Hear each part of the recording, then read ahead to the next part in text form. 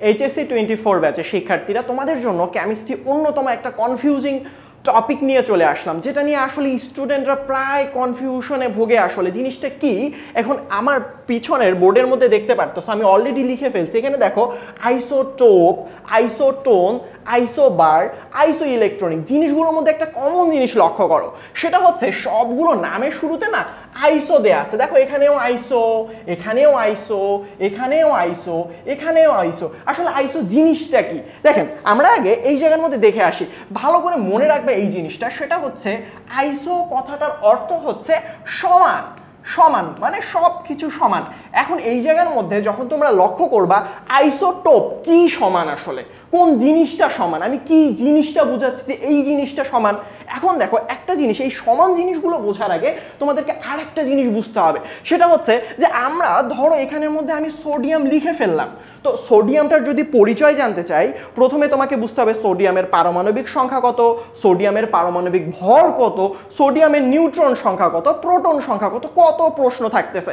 আচ্ছা ঠিক আছে, যখন আমরা পর্যায় সারণীটা পড়তে যাই আমরা বেসিক্যালি, দেখো এই জায়গার মধ্যে সবসময় মনে রাখবা, এই জায়গাটার মধ্যে, এই সোডিয়ামের নিচের এই জায়গাটার মধ্যে সবসময় দেখবা লেখা থাকবে যেই সংখ্যাটা, সেটা হচ্ছে তার পারমাণবিক সংখ্যা, পারমাণবিক সংখ্যা। আর একটা জিনিস বুঝতে হবে তোমাদের, এখানে পারমাণবিক সংখ্যাটা ডিপেন্ড করে কিসের উপর, কোনো একটা পরমাণুর প্রোটন সংখ্যার উপর। তার মানে আমি যদি বলি একটা পরমাণুর প্রোটন সংখ্যা হচ্ছে 100, তার মানে সেই পরমাণুটার পারমাণবিক সংখ্যা হচ্ছে 100। তার মানে আমি বলতে পারি দুইটা ইকুয়াল। আসলে প্রোটন সংখ্যাটার উপর ডিপেন্ড করে আসলে পারমাণবিক সংখ্যাটা আসছে।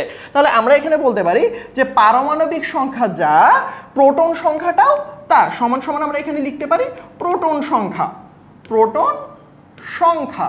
এখন একটা জিনিস ভালো করে লক্ষ্য করো, সেটা হচ্ছে আমি যদি এই জায়গার মধ্যে লিখি সোডিয়ামের এই যে নিচের মধ্যে ছোট্ট করে লিখে দিলাম, এই জায়গার মধ্যে হচ্ছে 11, তার মানে এটা অর্থ তোমাকে বুঝতে হবে যে এর পারমাণবিক সংখ্যা হচ্ছে 11, সেম ভাবে এটার প্রোটন সংখ্যাটাও হচ্ছে কত, 11। এখন দেখো এই যে উপরের দিকে দেখতেছো না, লক্ষ্য করতেছো না, এই জায়গার মধ্যে আসলে আমরা কি লিখে থাকি, এই জায়গার মধ্যে সোডিয়ামের ভর সংখ্যাটা লিখে থাকি। তার মানে আমি এখানে লিখতে পারি এই যে মাথার মধ্যে সোডিয়ামের কি সংখ্যা লিখবো, ভর সংখ্যাটা লিখবো। তার মানে আমি এই জায়গার মধ্যে সুন্দর করে যদি আমি লিখে দিই, এই জায়গার মধ্যে যে মাথার মধ্যে আমি লিখে দিলাম যে 23, তার মানে তুমি বুঝতে পারতেছো যে আমি 23 উপরে লেখার মাধ্যমে বুঝাইতে চাচ্ছি যে সোডিয়ামটার ভর হচ্ছে 23 অথবা 23। সেম ভাবে আমি যদি এইভাবে অ্যালুমিনিয়াম লিখে দিতাম, নিচে যদি লিখে দিতাম 13, তার মানে আমি বুঝাইতাম এটার প্রোটন সংখ্যা অথবা পারমাণবিক সংখ্যা।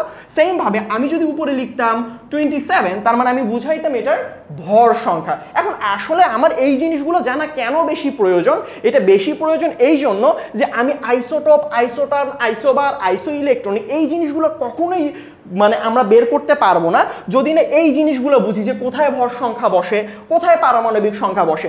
আরেকটা জিনিস জানা খুবই জরুরি, সেটা হচ্ছে নিউট্রন সংখ্যা। তাহলে নিউট্রন সংখ্যাটা কিভাবে পাই আমরা, সব সময় মনে রাখবে এই জায়গার মধ্যে, সেটা হচ্ছে উপরের আমার যে ভর সংখ্যাটা, সেই ভর সংখ্যাটা থেকে নিচের যে পারমাণবিক সংখ্যা অথবা প্রোটন সংখ্যা, এটা যদি আমরা বিয়োগ করে দেই, কি করে দেই, বিয়োগ করে দেই। যেমন আমি যদি এই দুইটার বিয়োগ করে দেই, তাহলে আমি এখানে লিখতে পারি 23 বিয়োগ 11, তার মানে আমি এই দুইটা বিয়োগ করলে পাবো 12। তার মানে আমি এই জায়গার মধ্যে সহজে বলতে পারবো 12 হচ্ছে সেটার কি সংখ্যা বলেন তো, নিউট্রন সংখ্যা। কি সংখ্যা, নিউট্রন সংখ্যা। কি সংখ্যা বলতেছি বলেন তো, নিউট্রন সংখ্যা। তার মানে এই দুইটার বিয়োগফলটাই বুঝাবো আমি নিউট্রন সংখ্যা। তাহলে চলেন এই জায়গার মধ্যে তো আমি এই ওয়ার্ডটার অর্থ বুঝলাম। আইসো কথাটার অর্থটা কি, আইসো কথাটার অর্থ হচ্ছে সমান। তাহলে এই জায়গার মধ্যে দেখেন আইসোটোপ, তাহলে আইসোটোপ মানে সমান, কি টোপ মানে কি, এটা আবার কেমন টোপ, দেখেন ভালো করে বুঝেন। এটা মনে রাখার অন্যতম একটা ইজি টেকনিক হচ্ছে লাস্টে দেখেন প লেখা আছে, লাস্টে দেখেন প লেখা আছে। প মানে কি, আইসো মানে সমান, প মানে মনে রাখবেন প্রোটন। তার মানে এখানে লক্ষ্য করেন আইসো মানে কি, সমান, প মানে কি, প মানে মনে রাখবেন প্রোটন। তাহলে একটা জিনিস মনে রাখবেন, যদি একাধিক পরমাণু, সেটা 2টা 3টা 4টা 5টা যতগুলো পরমাণু হোক না কেন, যদি তাদের প্রোটন সংখ্যাগুলো সমান হয়ে যায়, আমি একটু আগে বলছি প্রোটন সংখ্যা সমান, প্রোটনটা একটা পরমাণুর কোন জায়গার মধ্যে বসে, এই যে দেখেন নিচের মধ্যে বসে। ধরেন আমি এই জায়গার মধ্যে সোডিয়ামের পরে এক্স এমন একটা পরমাণু লিখছি যার নিচের এই সংখ্যাটা 11।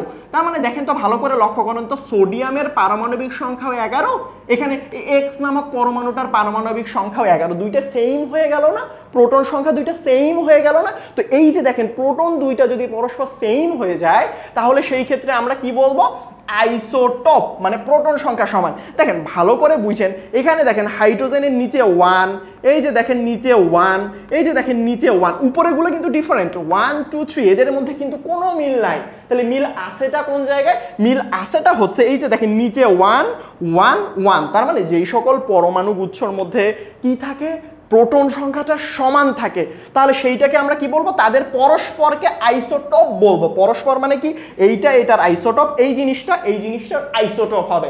সেম ভাবে এখানেও দেখেন, এইখানে দেখেন প্রোটন সংখ্যা 8, এখানেও প্রোটন সংখ্যা 8, এখানেও দেখেন প্রোটন সংখ্যা 8, প্রত্যেকটা জিনিসের প্রোটন সংখ্যা কত হয়ে যাচ্ছে বলেন তো, 8 হয়ে যাচ্ছে।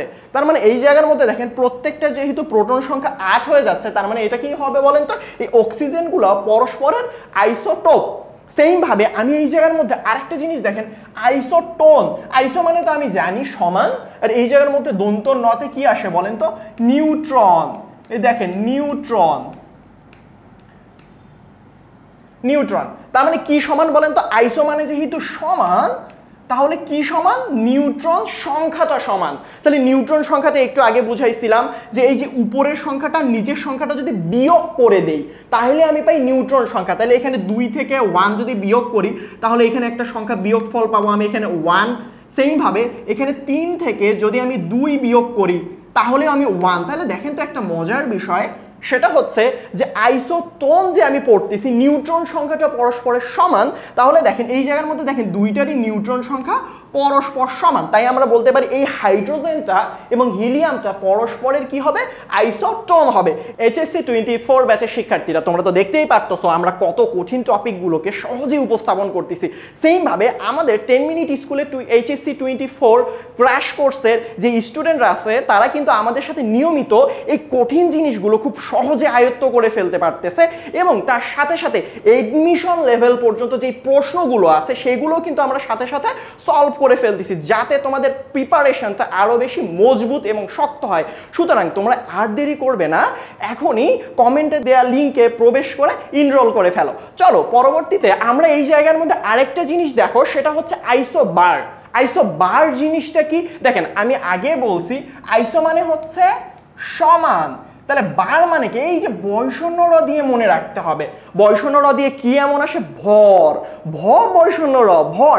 তার মানে এই জায়গার মধ্যে ভালো করে লক্ষ্য করেন, ভ এবং বৈষণ্য র ভর হয়ে যায়। তাহলে আইসোবার মানে হচ্ছে যাদের ভর সংখ্যা সমান। দুইটা পরমাণু আপনি পাশাপাশি কল্পনা করেন, এই পরমাণুটার ভর যদি 100 কেজি হয়, এই পরমাণুটার ভরও যদি 100 কেজি হয়, এই দুইজনকে পরস্পরের কি বলবো, আইসোবার বলবো। তার মানে একটা জিনিস লক্ষ্য করেন, আমি একটু আগে আপনাদেরকে বারবার বলছি আমরা ভর সংখ্যাটা উপরে লিখি, ধরেন সোডিয়ামের ভর হচ্ছে 23, তাহলে এখানে এই যে উপরে আমিও লিখে দিলাম 23 অথবা 23, তাহলে দুইটা দেখেন তো ভর সংখ্যা পরস্পর সমান হয়ে গেল না।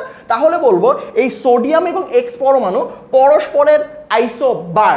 সেম ভাবে দেখেন এই জায়গার মধ্যে ভালো করে লক্ষ্য করেন, আমরা আগে বলছিলাম ভর সংখ্যাটা উপরে, দেখেন নিকেলের ভর সংখ্যা 64, সেম ভাবে কপারের ভর সংখ্যাটাও 64, দুইজনেরই কিন্তু ভর সংখ্যাটা সমান। তার মানে আমি এখানে বলতে পারি নিকেল এবং কপার পরস্পরের কি হয়ে যাবে বলেন তো, আইসোবার হয়ে যাবে। সেম ভাবে দেখেন এইখানে লাস্ট যে কথাটা লিখছি আইসো ইলেকট্রনিক, আপনারা সবাই বুঝতে পারতেছেন আইসো মানে তো সমান, ইলেকট্রনিক নামটা থেকে ইলেকট্রন একটা ফিলিংস কাজ করতেছে, তাই না? তাহলে এখন দেখেন তো আইসো মানে তো এই জায়গার মধ্যে সমান, তাহলে ইলেকট্রনিক মানে সবাই বুঝতে পারছেন ইলেকট্রন। আচ্ছা, যেই সকল পরমাণু বা যেই সকল মূলক যারই হোক না কেন আসলে তাদের যদি ইলেকট্রন সংখ্যা সমান হয়, ধরেন এই একটা পরমাণু এর ইলেকট্রন সংখ্যা হচ্ছে 50টা, এরও ইলেকট্রন সংখ্যা 50টা, ইলেকট্রন সংখ্যা যদি বাই চান্স কখনো পরস্পরের সমান হয়ে যায় তাহলে পরস্পরকে কি বলবো, আইসো ইলেকট্রনিক বলবো। যেমন আমি এই জায়গার মধ্যে বলতে পারি যে নাইট্রোজেনের উপর -3 দেওয়ার অর্থটা কি, নাইট্রোজেনে কিন্তু স্বাভাবিকভাবে ইলেকট্রন থাকে কয়টা? ইলেকট্রন থাকে হচ্ছে 7টা। উপরে মাইনাস চিহ্ন দেওয়াটার অর্থটা কি? সে 3টা গ্রহণ করছে। মাইনাস মানে কিন্তু সবসময় মনে রাখবেন ইলেকট্রন গ্রহণ করলে কিন্তু একটা জিনিস মাইনাসে পরিণত হবে, বিশেষ করে পরমাণু। তাহলে এখন দেখেন এই যে নাইট্রোজেন যে আমি এই জায়গার মধ্যে লিখে ফেলছি, শুধুমাত্র যদি আমি নাইট্রোজেন লিখতাম সেই ক্ষেত্রে তার ইলেকট্রন হচ্ছে 7টা। উপরে যেহেতু -3 মানে 3টা ইলেকট্রন বেশি আছে, তাহলে এখানে 7টা এবং 3টা ইলেকট্রন বেশি থাকার অর্থ হচ্ছে তার টোটাল ইলেকট্রন সংখ্যা কয়টা বলেন তো? 10টা। সেম ভাবে এখানে ভালো করে লক্ষ্য করেন, এখানে অক্সিজেনের স্বাভাবিকভাবে আমরা অক্সিজেনের কি জানি? ইলেকট্রন সংখ্যা 8টা থাকে। স্বাভাবিকভাবে অক্সিজেনের ইলেকট্রন সংখ্যা 8টা। তাহলে এখানে স্বাভাবিকভাবে অক্সিজেনের ইলেকট্রন লিখলাম 8টা। -2 মানে কি? -2 কথাটার অর্থ হচ্ছে স্বাভাবিকের থেকে 2টা বেশি, যতগুলো মাইনাস ততগুলো ইলেকট্রন বেশি। তার মানে এই জায়গার মধ্যে আমি +2 দিয়ে দিব এবং টোটাল ইলেকট্রন সংখ্যা কয়টা হবে বলেন তো বাবা? 10টা হবে। একটা জিনিস লক্ষ্য করেন তো, এই যে দুইটা আয়নের ক্ষেত্রে দুইজনের ইলেকট্রন সংখ্যাটা কি সেম হয়ে গেল না? তাহলে এই যে দুইজনকে পরস্পরের কি বলবো? আইসো ইলেকট্রনিক বলবো। এখন তো অনেক কথাবার্তাই বললাম, চলেন এই যে 4টা বিষয় নিয়ে পড়াশোনা করলাম একটু অ্যাপ্লাই করি। ধরেন আমার পরীক্ষার মধ্যে একটা এমসিকিউ আসছে, যদিও বা এটা এডমিশনে আসা একটা এমসিকিউ, চলেন তো দেখি আপনারা সলভ করতে পারেন কিনা। প্রশ্নটা হচ্ছে এই যে দেখেন কার্বন একটা দিয়ে দিছে, অক্সিজেন আরেকটা জিনিস দিয়ে দিছে, এখানে বলছে পরস্পরের আর কি হবে আসলে, জিনিসটা কি? এখন আমরা এখান থেকে দেখেন উদাহরণ দিছে আইসোবার, ভর সংখ্যা সমান কিনা এদের, আইসোটোন, তাহলে এই জায়গার ক্ষেত্রে তাদের কি মানে নিউট্রন সংখ্যাটা সমান কিনা, আইসোটোপ, প্রোটন সংখ্যা সমান কিনা, আইসো ইলেকট্রন, তার মানে কি ইলেকট্রন সংখ্যাটা কি সমান কিনা। তার মানে একটা জিনিস ভালো করে বুঝেন, এই জায়গার মধ্যে দেখেন কার্বনের উপরে দেখেন এখানে 14 এখানে 16, তার মানে দুইজনের তো উপরের ভর সংখ্যা সমান না। তাহলে এটা কি আইসোবার হবে না। যদি আইসোবার হইতে হইতো তাহলে এই যে মাথার উপর দুইটা জিনিস পরস্পর ইকুয়াল হতে হইতো। তাহলে পরবর্তীতে দেখেন এখানে দিছে 6, এখানে দিছে 8, তার মানে নিচে তো প্রোটন সংখ্যা, এইটা তো প্রোটন সংখ্যা, প্রোটন সংখ্যা যদি সমান হয় তাহলে বলি কি বলেন তো? আইসোটোপ। তাহলে প্রোটন সংখ্যা সমান হলে আইসোটোপ বলা হয়, কিন্তু এখানে কি আইসোটোপ হবে না। কেন না? এখানে 6 এখানে 8 পরস্পর সমান না। তাহলে দেখেন তো এখানে এই দুইটা যদি বিয়োগ করি তাহলে কি সংখ্যা পাই? নিউট্রন সংখ্যা পাই। তাহলে দেখেন তো 14 থেকে 6 বিয়োগ করলে এর নিউট্রন সংখ্যা হচ্ছে 8টা। সেম ভাবে এখানে দেখেন তো এই অক্সিজেনটার নিউট্রন সংখ্যা কত হবে বলেন তো বাবা? দেখেন 16 থেকে যদি 8 বিয়োগ করে দেন তাহলে কত পাবেন? 16 থেকে যদি 8 বিয়োগ করে দেন তাহলে পেয়ে যাবেন 8। তার মানে এখানে দেখেন দুইজনের ক্ষেত্রে কি সংখ্যা সমান? নিউট্রন সংখ্যা সমান। কি সংখ্যা? নিউট্রন সংখ্যা সমান। আচ্ছা, যেহেতু নিউট্রন সংখ্যা সমান, লাস্টে কি আছে? দন্ত ন আছে, তার মানে আমি এটাকে কি বলবো? আইসো ইলেকট্রন। তার মানে এটা কি বলবো? এটাকে কি বলবো? আইসোটন বলবো। আমরা এটাকে কি বলবো? আইসোটন। আইসো ইলেকট্রন হইলে তো ইলেকট্রন সংখ্যা সমান হয়ে যাইতো, যেহেতু এটা নিউট্রন সংখ্যা সমান তাই এটা কি হয়ে যাবে? আইসোটন হয়ে যাবে। তাহলে আমার উত্তর হবে বি। আমি আরেকটা নতুন প্রশ্ন তোমাদেরকে বানিয়ে দেই, দেখি তোমরা এই কোশ্চেনটার উত্তর করে কমেন্ট সেকশনে কয়জন কারেক্ট উত্তরটা দিতে পারো আসলে। চলো ধরো আমি দুইটা জিনিস এখানে পাশাপাশি লিখে দিলাম, সেটা হচ্ছে সালফারের উপর -2 দিয়ে দিলাম। দেখেন সালফারের উপর -2 দিয়ে দিলাম, ও ক্লোরিন, পরস্পরের কি হতে পারে বলেন তো? পরস্পরের এখন দেখেন পরস্পরের কি হবে আসলে। এখন অপশনের মধ্যে আপনারা শুধুমাত্র উত্তরটা দিবেন যে এরা কি আসলে পরস্পরের আইসোটোপ, নাকি আইসোটোন, নাকি আইসো ইলেকট্রন, নাকি আইসোবার হবে।